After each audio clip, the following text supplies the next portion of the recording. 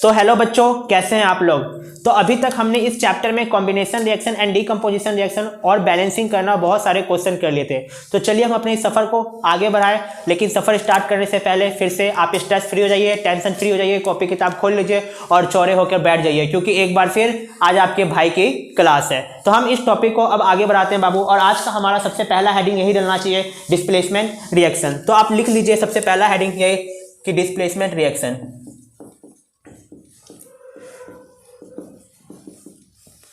हिंदी में इसको बोलते हैं विस्थापन अभिक्रिया। क्या बोलते हैं बच्चा?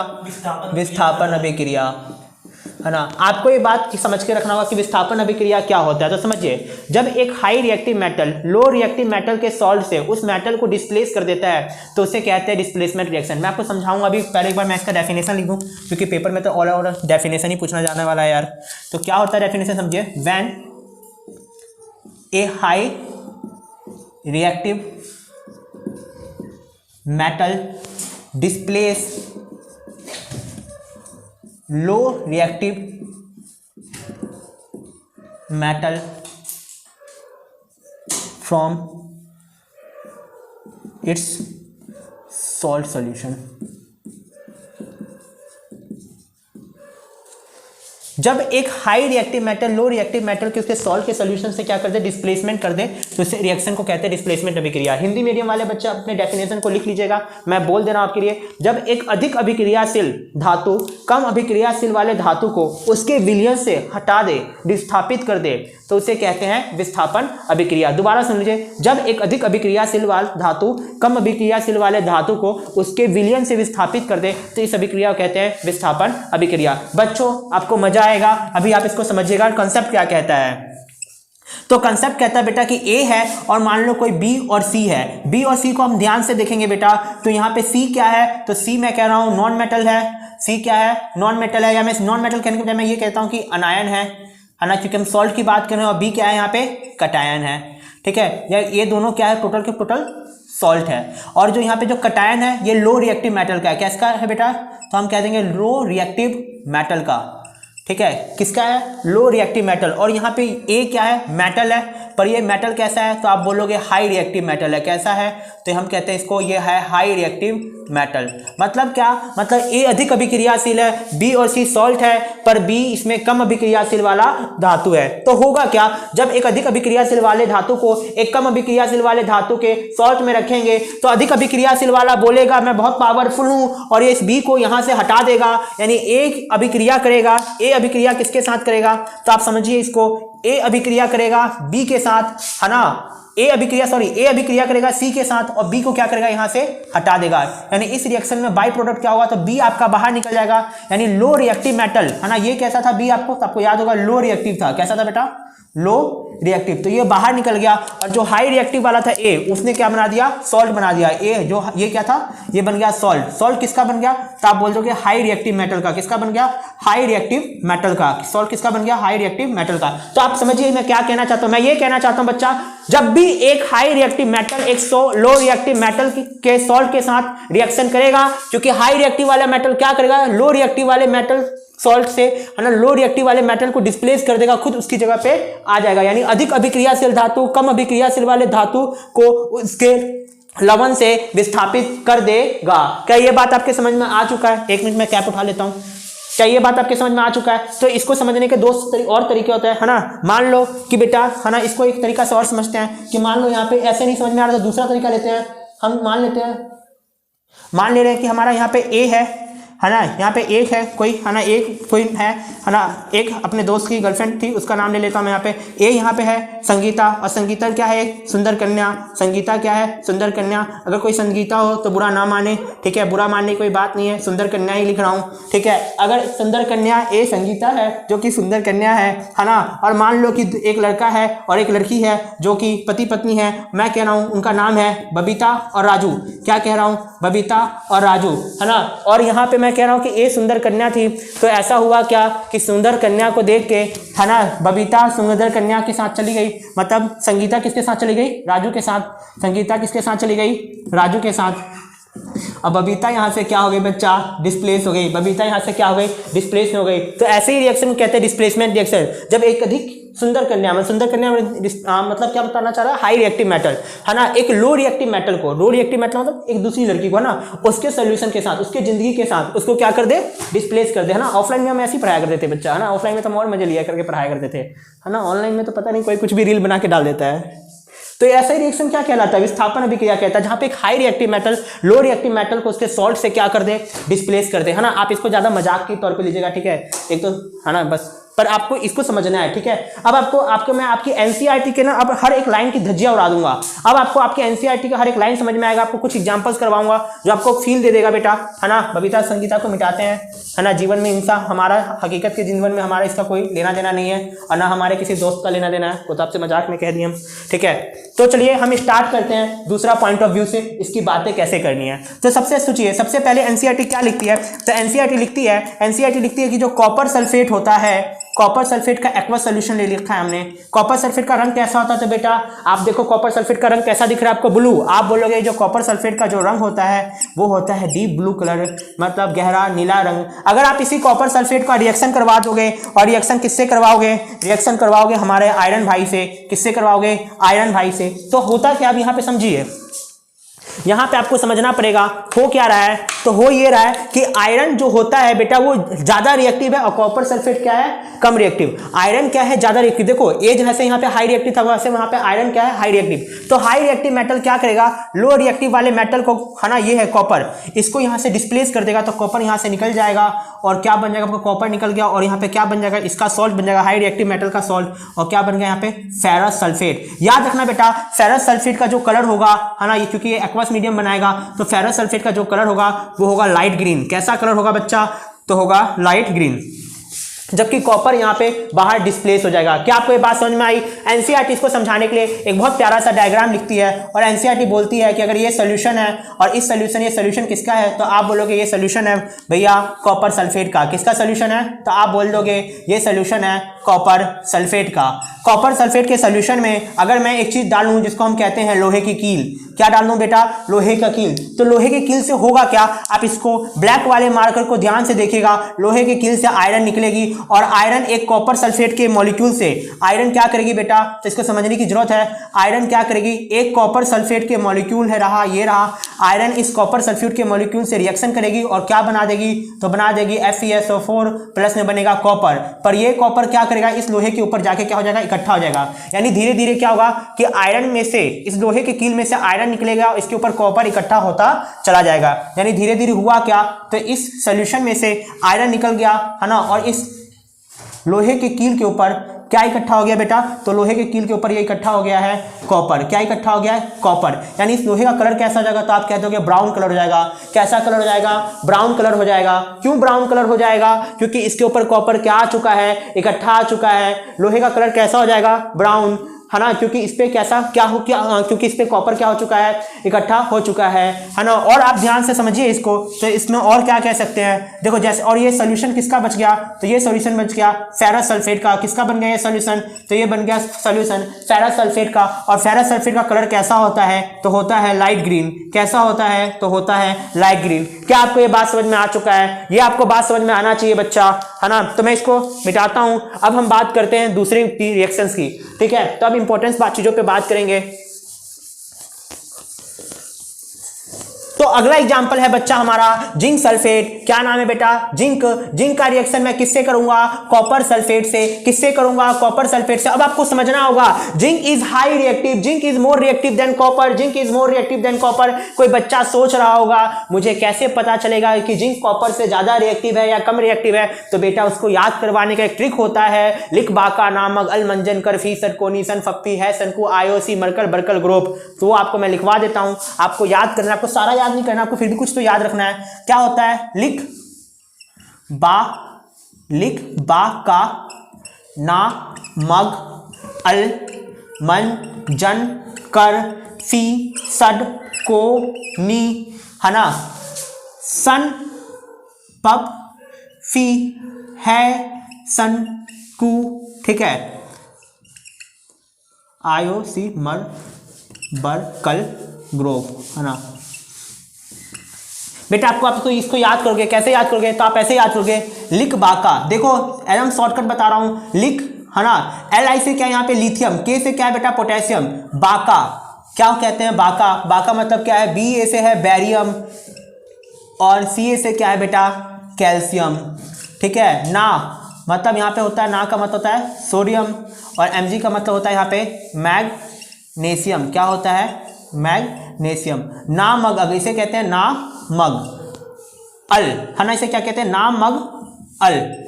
मंजन कर, है ना, सुना है ना गांव में हम कहते हैं मंजन, वो दत्त मंजन, मंजन कर, मंजन कर। फी सड कोनी, फी सड कोनी, कोनी है सन पप फी, इसको क्या कहते हैं सन पप फी।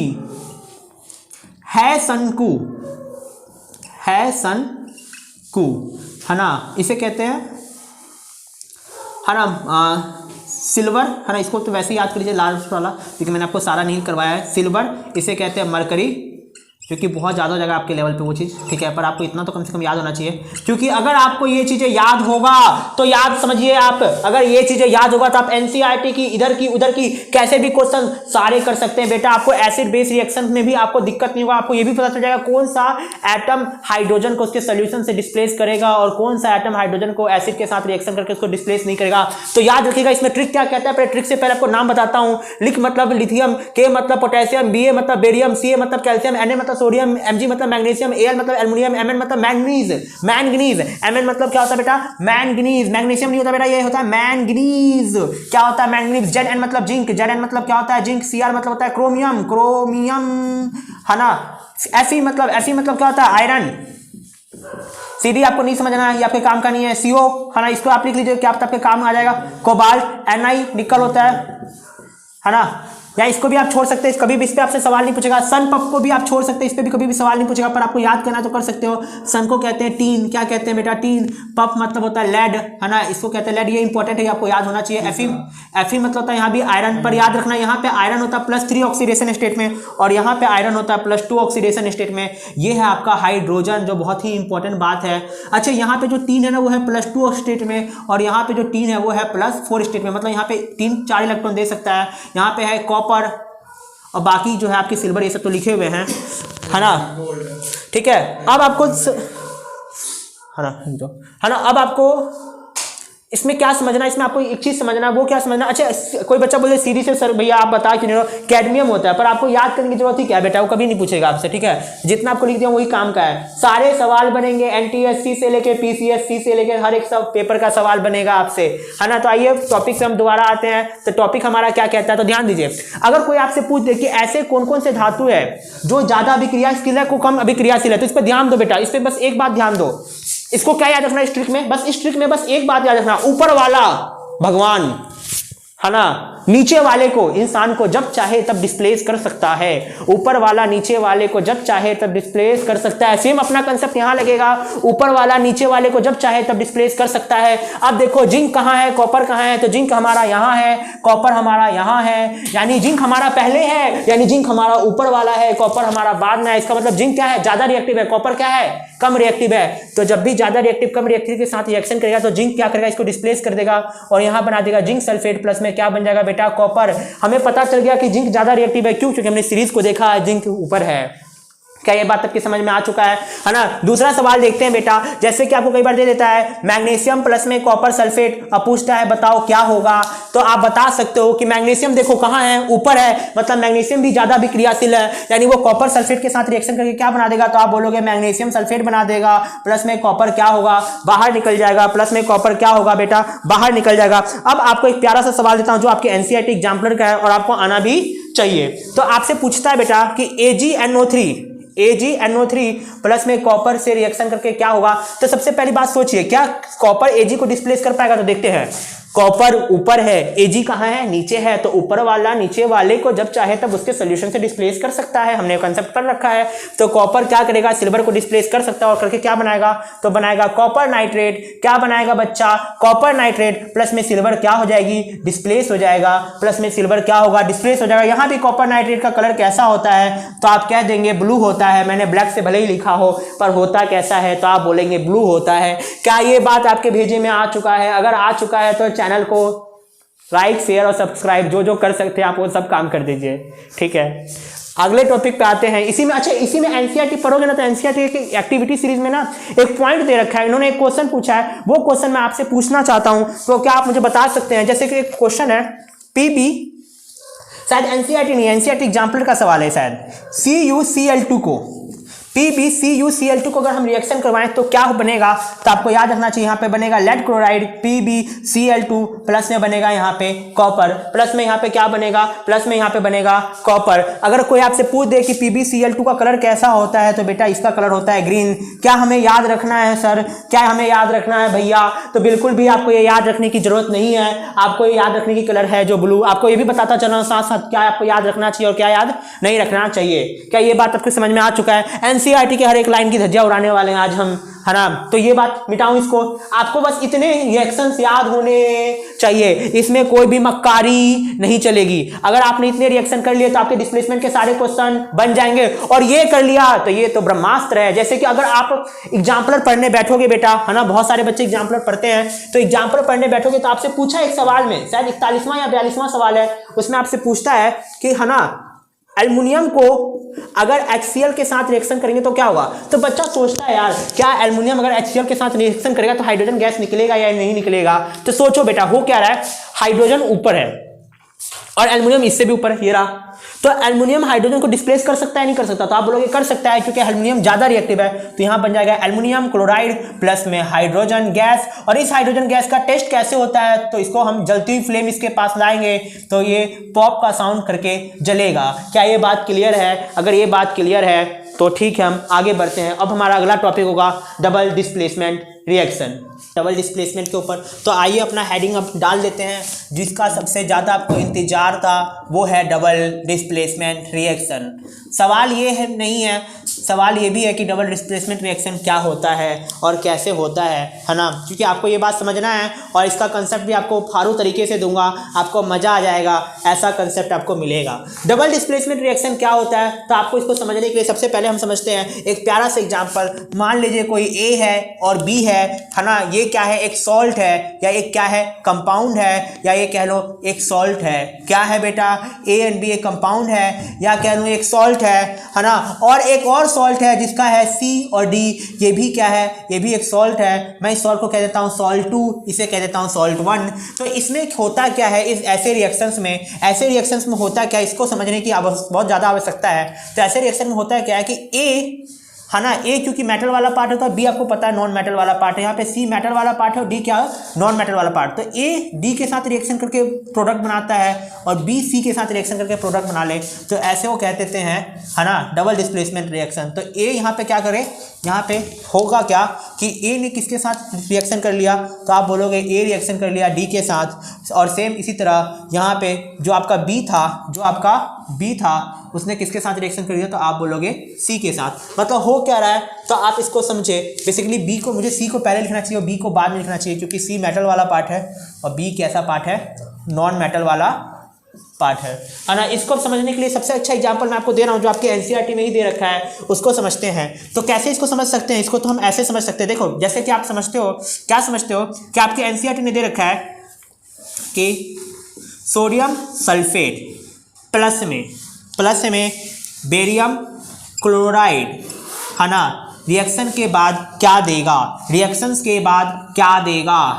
के बाद क्या देगा। तो बच्चों ध्यान दो यहाँ पे क्या होने वाला है। तो देखो ये एक सॉल्ट 1 है, ये सॉल्ट 1 है, ये सॉल्ट 2 है। तो सॉल्ट 1 का ये पार्ट कटायन है, ये पार्ट अनायन है। इसी तरह सॉल्ट बी का भी ये पार्ट कटायन है और ये पार्ट क्या है, अनायन है। तो देखो इसका अब डिस्प्लेसमेंट रिएक्शन में क्या होता है, तो अगर डिस्प्लेसमेंट रिएक्शन का मैंने डेफिनेशन लिखा हुआ, मैं बाद में लिखवा दूंगा, चलो अब भूल गया तो, है ना। यहाँ पे क्या होता है, एक्सचेंज ऑफ आयंस होता है between two salts, exchange of ions होता है बिटवीन टू सॉल्ट्स। मतलब देखो ये जो सोडियम का जो मेटल वाला पार्ट है वो क्लोरीन के नॉन मेटल वाले पार्ट से, मतलब बेरियम क्लोराइड के नॉन मेटल वाले पार्ट से रिएक्शन कर जाएगा और क्या बना देगा, तो ये बना देगा सोडियम, क्या बना देगा बेटा, तो ये बना देगा सोडियम क्लोराइड। तो देखो क्या हो गया, एक्सचेंज ऑफ आयंस हो गया ना, मतलब इसके आयंस इसके के साथ चले गए। और यहाँ पे इसी तरह बेरियम किसके साथ रिएक्शन करके, बेरियम मेटल नॉन इसके नॉन मेटल के साथ रिएक्शन करके बना देगा बेरियम सल्फेट। तो क्या बना देगा बेटा, तो आप बोलोगे बच्चा, आप क्या बोलने वाले हो बच्चा, यहाँ पे क्या बनने वाला है, बेरियम सल्फेट। लेकिन जैसे ही एनसीईआरटी एक बात बोलता है तो एनसीईआरटी पीछे के दरवाजे से एक और कंसेप्ट ले आता है,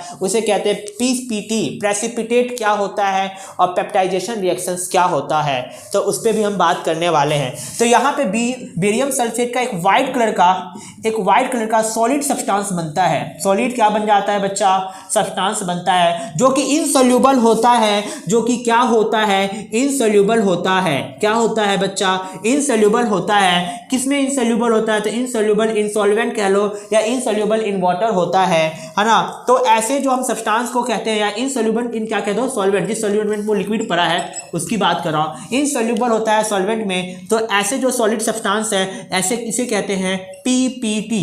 पीपीटी का फुल फॉर्म क्या है, तो उसको कहते हैं प्रेसिपिटेट। क्या कहते हैं बच्चा, प्रेसिपिटेट। क्या कहते हैं, प्रेसिपिटेट। तो इसको समझो, मैं क्या कह रहा हूं कि जब भी रिएक्शन के दौरान कुछ बना, एक गाढ़ा सा है ना सॉलिड सब्सटेंस बन गया जो कि उस लिक्विड में घुल नहीं रहा है, तो उसको क्या कह देंगे, प्रेसिपिटेट कह देंगे। तो कोई पूछ दे प्रेसिपिटेट क्या होता है, तो आप सीधा सीधा इसका एक लाइन में डेफिनेशन बोलोगे। प्रेसिपिटेट को हिंदी वाले मीडियम वाले बच्चे कहते हैं अवक्षेप। क्या कहते हैं, अवक्षेप। क्या कहते हैं बच्चा, अवक्षेप कहते हैं। डेफिनेशन क्या लिखोगे, तो डेफिनेशन लिखोगे अविलेय, है ना, नहीं इंग्लिश में लिखूंगा मैं, है ना, insoluble solid substance which formed in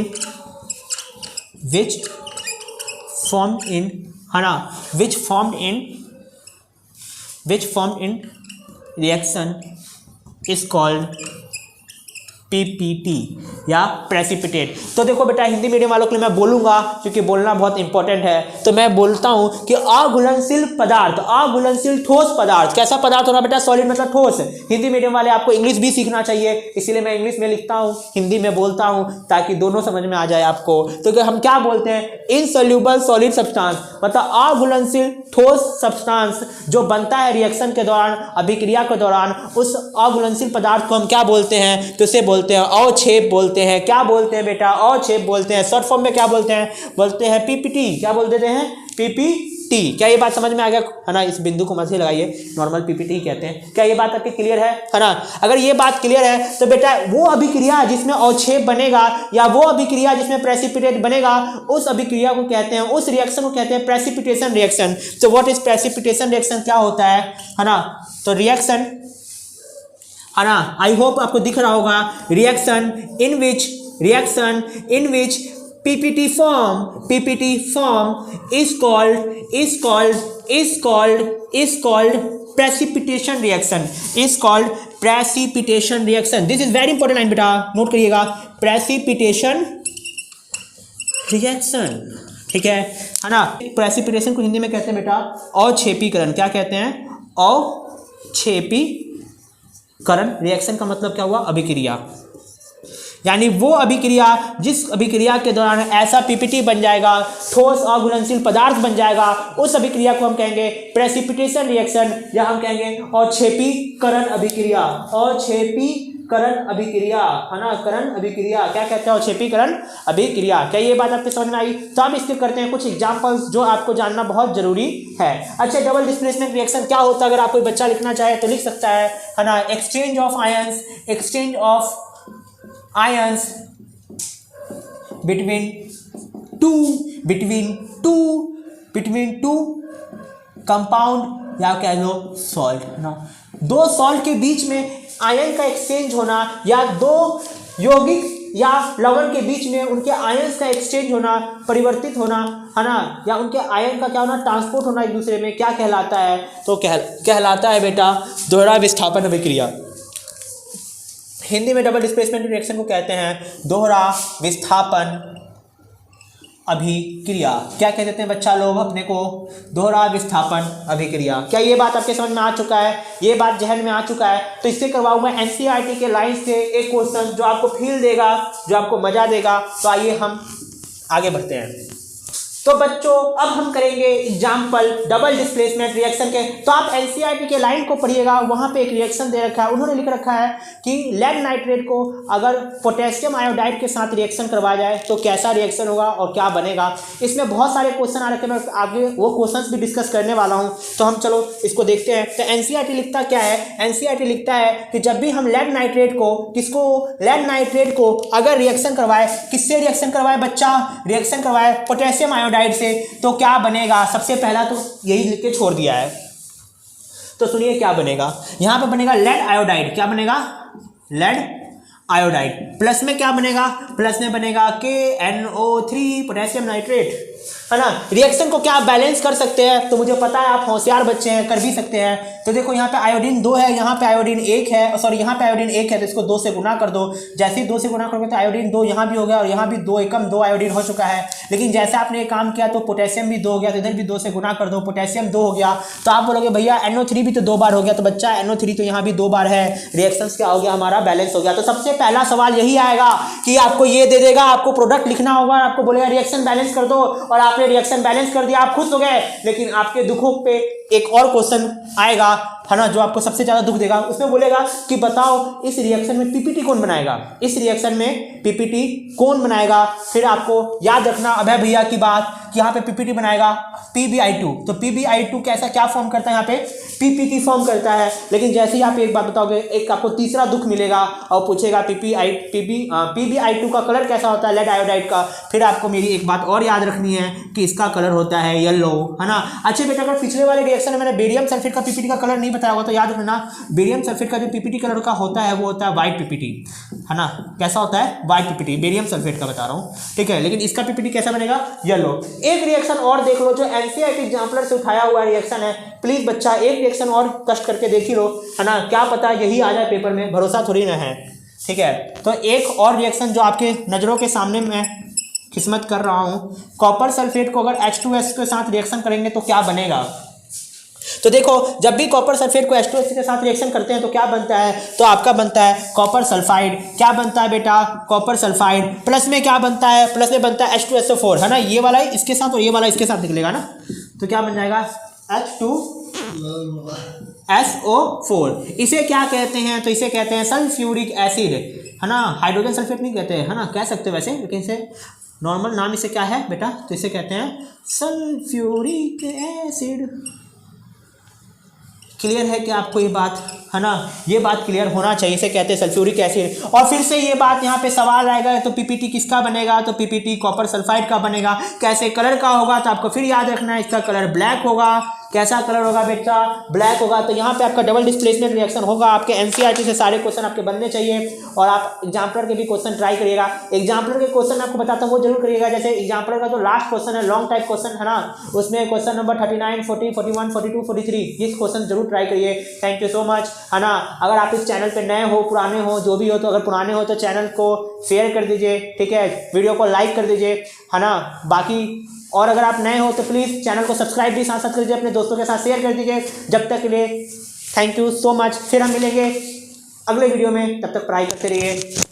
have a nice day.